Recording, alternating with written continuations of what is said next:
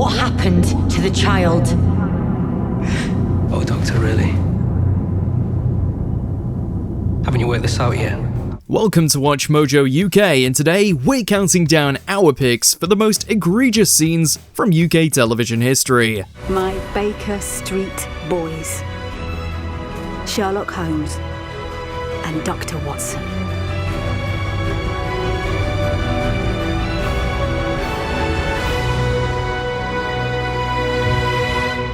Before we begin, we publish new content every day, so be sure to subscribe to our channel and ring the bell to get notified about our latest videos. Number 20, The Quantocks 2, Peep Show. Sorry, Dobbs, just need to check something.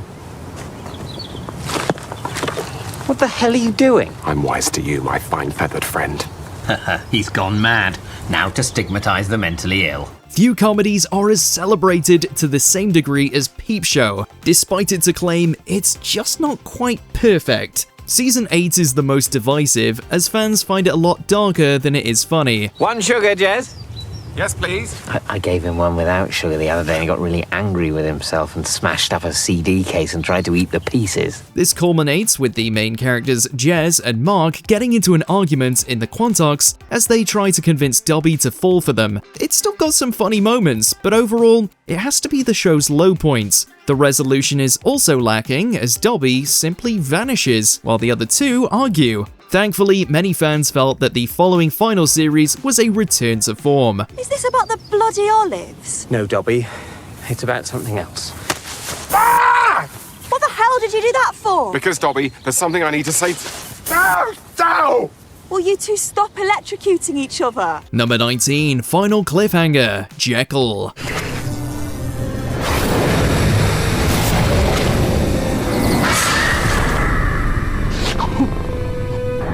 Hello, darling. How smart you're looking. What's wrong, sweetie? Don't you have a kiss for mommy? This is a series written by Stephen Moffat, famous for his work on Doctor Who. Like a lot of his works, it's incredibly inconsistent. I'm not a direct descendant of Henry Jekyll.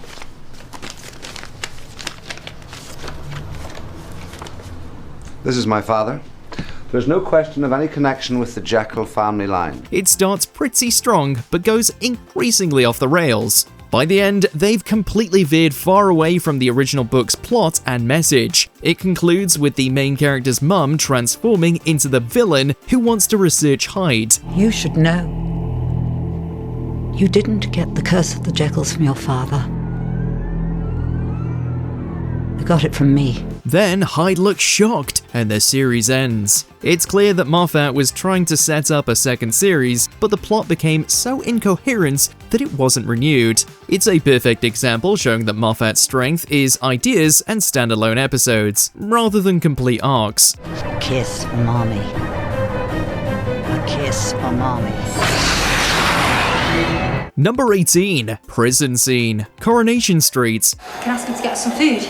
Get God on the case. If he could turn slop into Nando's, we'll be laughing. After running for over 60 years, this soap is guaranteed to have a few terrible scenes. One that generated major criticism came in early 2025. I've done nothing. You've got no visitor, so get back to your cell.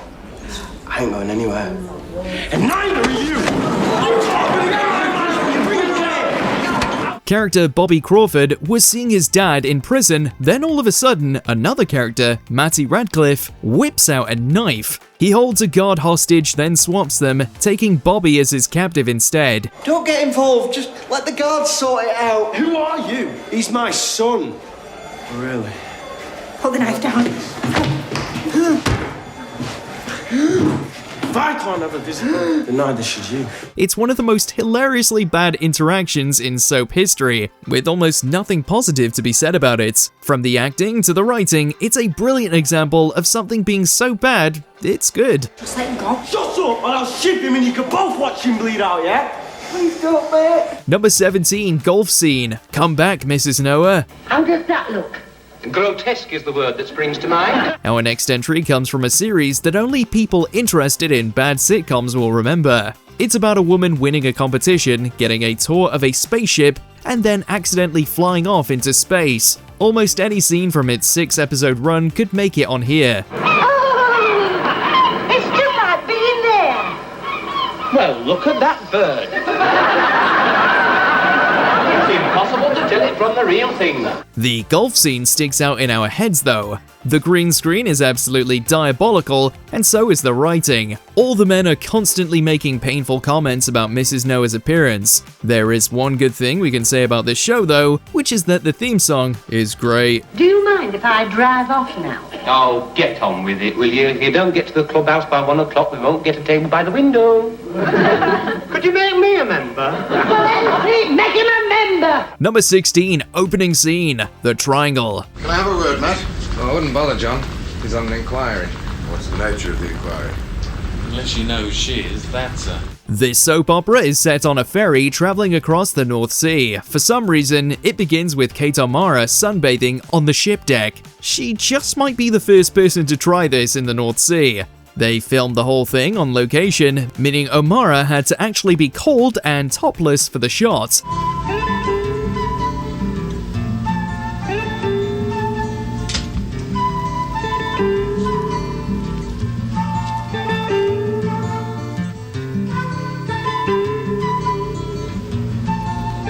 As you can expect, this was a horrible experience for her. Additionally, there's a group of men making unpleasant comments about her the whole time. It's truly one of the most questionable ways to start a show, which sets an extremely low bar for the remaining 78 episodes. I'd say it's familiar, no?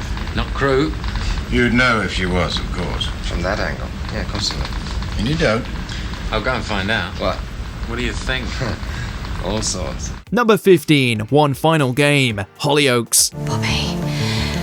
Bobby, it's okay. Wax hair. It's not Bobby.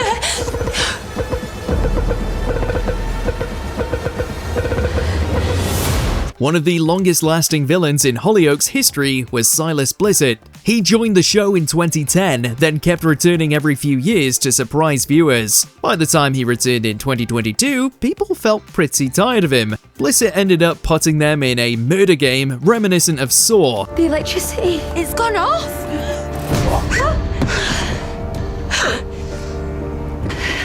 Go find Bobby. All it takes to stop it is a quick punch to his face, which is apparently so painful he can't get up afterwards. He's then pushed by a child into the lethal chessboard that he created to toy with his victims. People thought the whole conclusion did not live up to the 12 years of build-up, with many mocking it online. I always win.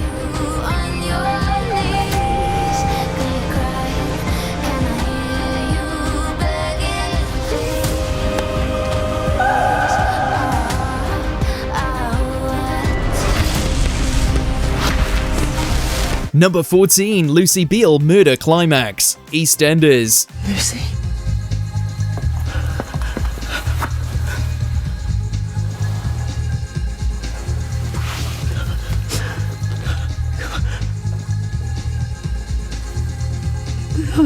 No, Lucy, darling.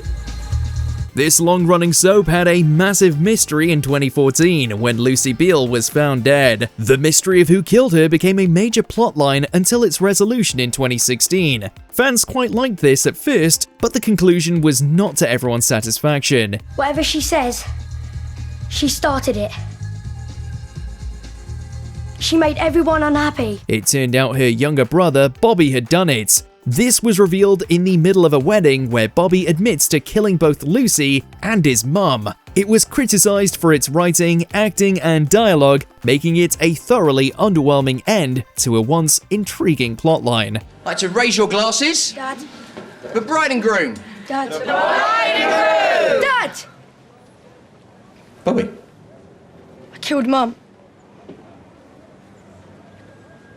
Just like I killed Lucy.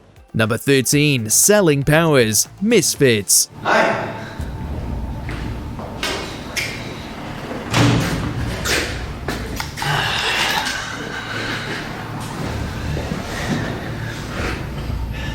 So what have you got? Immortality, So that's off the A-list. The first season of this series was widely celebrated. It focuses on a group of community service workers mysteriously getting superpowers. Many viewers felt Season 2 didn't match the quality of Season 1, and then, Season 3 onwards, it was even more divisive. One reason is because main character Nathan left. How much do you want for it? I will not settle for a penny less than £1 million.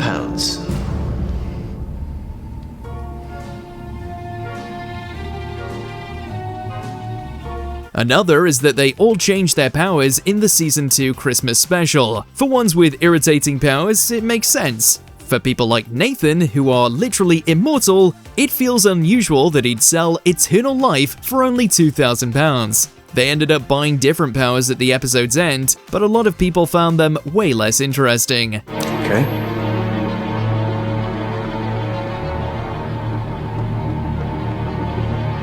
So who's first? Number 12, Dracula watches the sun. Dracula.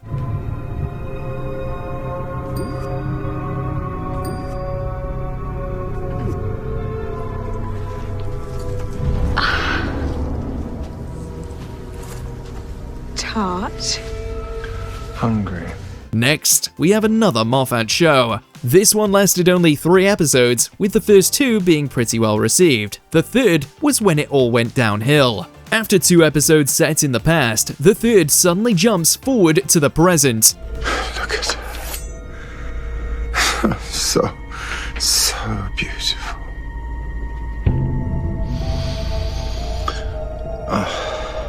A plethora of horrible scenes ensue, such as Dracula using dating apps to find a victim. Eventually, he settles down and watches the sunrise on a TV. This scene gets even worse when the episode concludes by revealing that the sunlight isn't harmful to him at all.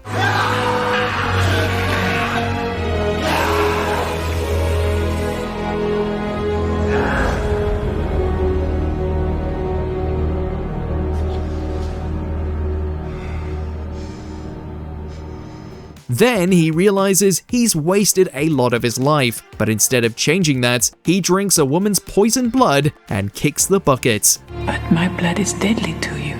Yes. So you'll die. So will you. Number 11, Diana Ghost, The Crown. I hope you're happy now. This historical drama covered the whole life of the late Queen Elizabeth II. She was often the focus until the later seasons, when they shifted to making Diana the core character. This wasn't too disliked initially, but it dragged on way too long. Then she kept coming back as a ghost. Look at what you've started. It's nothing less than revolution. It didn't need to be. But by making an enemy of me. Not of me personally, but of what I stand for. And it starts to look like one. This quickly became the show's most criticized aspect. This was a factor in the final season becoming so hated that it got a 1-star review from The Guardian. Diana's final 8 weeks took 3 episodes to cover, then a 4th episode was entirely dedicated to her death, which people felt was way too long and in poor taste.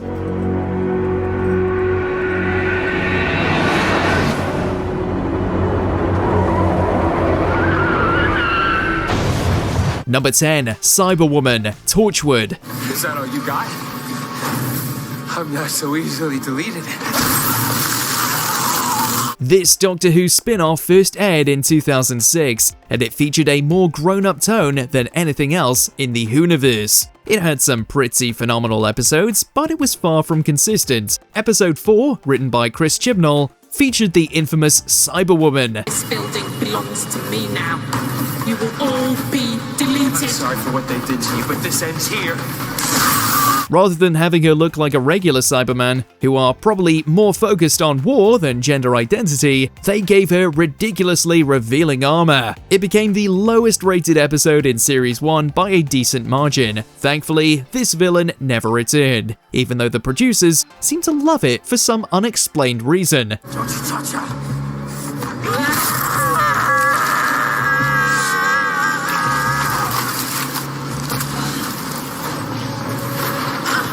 Number 9, Balloon Incidents, Bridgerton. Oh, steady!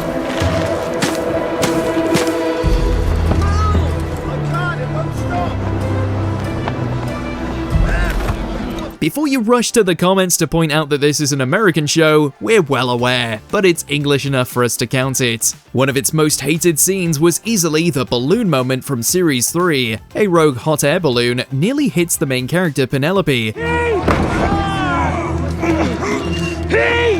Instead of moving out the way, as you'd expect for someone with basic survival instincts, she stands there staring. It nearly hits her, and she just kind of sits on the ground waiting. In reality, more people would be needed to stop the balloon from hitting her, so if that had been a real-life reaction to the situation, she would have probably ended up dead. 1, 2, 3,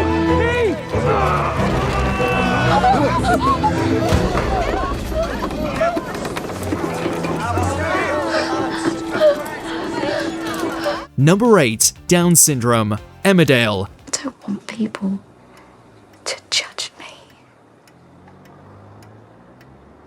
It's hard enough judging myself, Nick. I would never have judged you. Never. Emmerdale Village has been on our screens for decades. It's inevitable for a show to run that long and have a few bad episodes. One resolution that got heavily criticized was about Laurel terminating her pregnancy after learning that the baby had Down syndrome. Why do I feel so terrible about myself?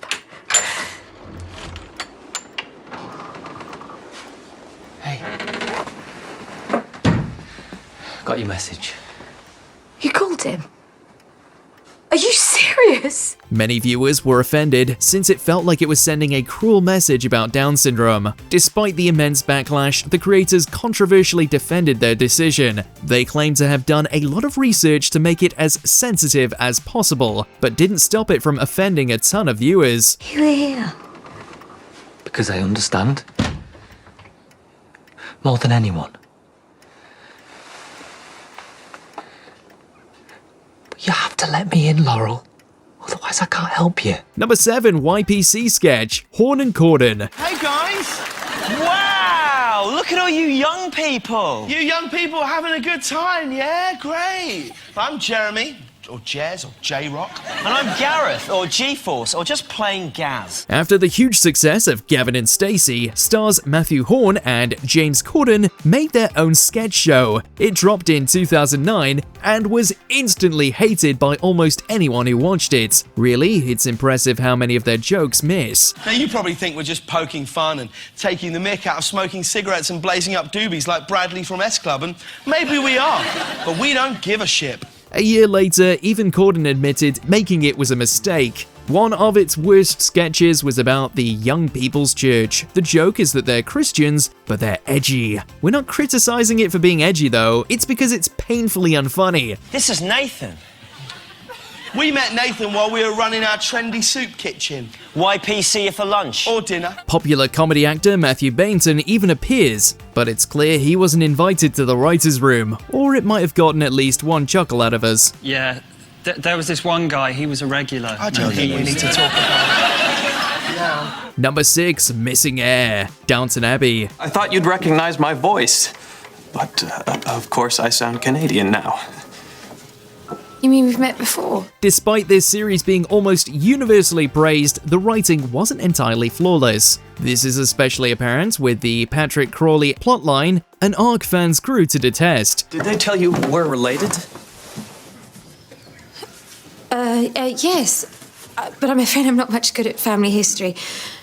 Although Papa's found an aunt in 1860 who married a Gordon. Crawley was the heir to Downton Abbey, but died at the start when the Titanic sank. Things go downhill in Series 2 when a man named Major Patrick Gordon is introduced. It's implied he could be the other Patrick in disguise, or he's simply a scammer. But you're not saying you're... Patrick. Yes, I am. That's exactly what I'm saying.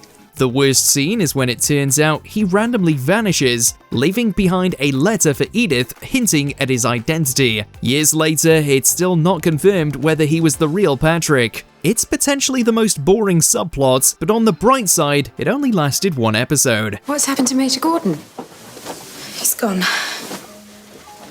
But he can't have. When? After breakfast. We couldn't very well stop him.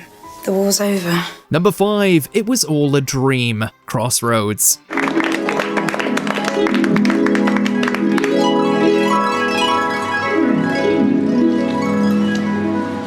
Angela. Angela. Angela, wake up. Oh, right. This soap first started in 1988 but was revived in 2001. This was a poor decision on account of low ratings plus writing that fans detested. This reboot ran until 2003 when it was given a historically bad ending. It finishes with the main character realizing that the entire reboot was a dream. It's the weirdest thing. It was like I drifted off to this very strange place. You what? It was somewhere really beautiful. She wasn't actually a hotel boss. All along, she worked in a supermarket. Someone who worked on the show said they hoped to give our viewers a smile on their face. But instead, it's gone down in TV history as one of the worst conclusions ever. You always do this, you do. I do not. Yeah, you do. You remember that time that bloke fancied me and you came into the pub? What? I didn't fancy it. Oh, fudge. Number 4, the finale, Killing Eve.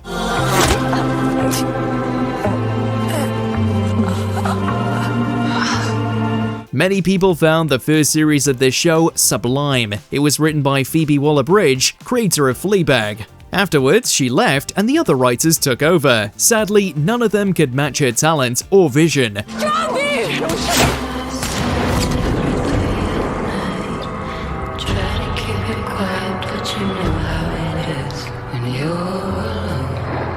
This led to a gradual decline in the show's quality, culminating in a terrible ending. It's easily one of the worst done conclusions to a show. This was from using the often despised bury your gays trope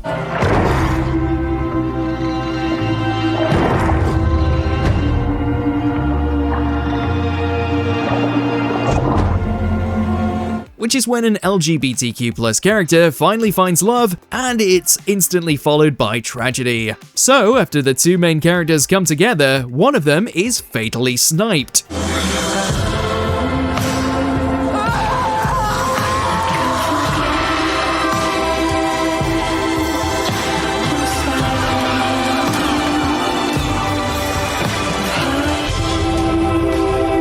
Number 3, John's wife, Sherlock. P.S.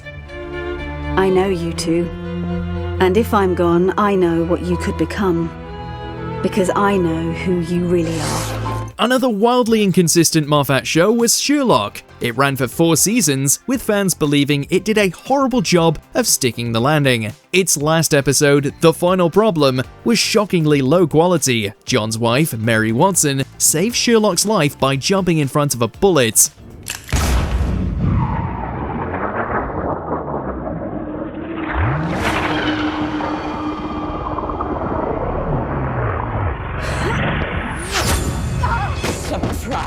It's hilariously bad, with the bullet taking an unusually long time to reach Sherlock. Realistically, if she had time to jump in front of him, she had time to step out of the way. The entire finale was poor all around. Other issues included Sherlock's sister getting a lackluster conclusion, alongside a bunch of unresolved plot threads and plot holes. Will you listen to me? Who you really are, it doesn't matter.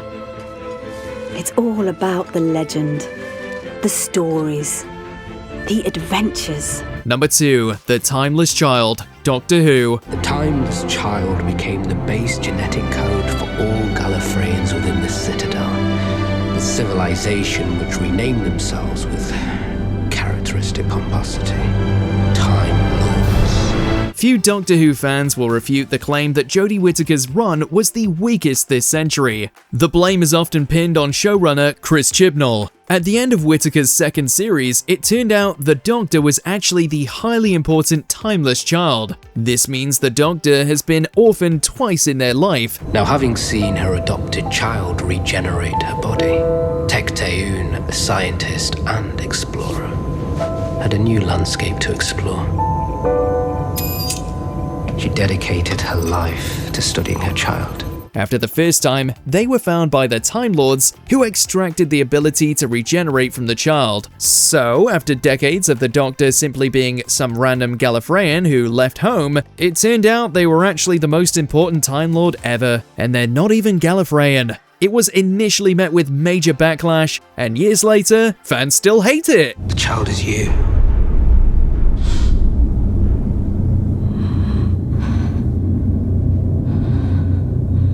You are the timeless child. No, I'm not. Number 1. Jimmy Savile Tweenie. Tweenies. Hello all you teddy guys and girls out there. Welcome to the Tweenie Chart Countdown.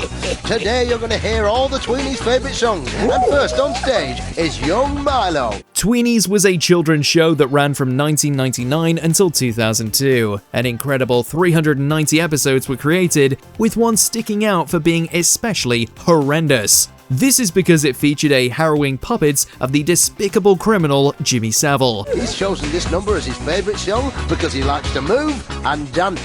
So, at number 4 in the Tweenies charts is One Finger, One Thumb, Keep Moving! Admittedly, this was years before the public knew about his malicious behaviour. In 2013, the BBC got over 216 complaints after the episode was controversially rebroadcast. Fantastic, thank you Milo. Now, coming in at number 3 in the Tweenies countdown is Starlight, sung by Fizz. Fizz chose this song as her favourite because she just loves the starlight. This was obviously because of what people learned about him after his death. They subsequently apologized for the blunder and will never screen it again, like the majority of things featuring Savile. Thank you!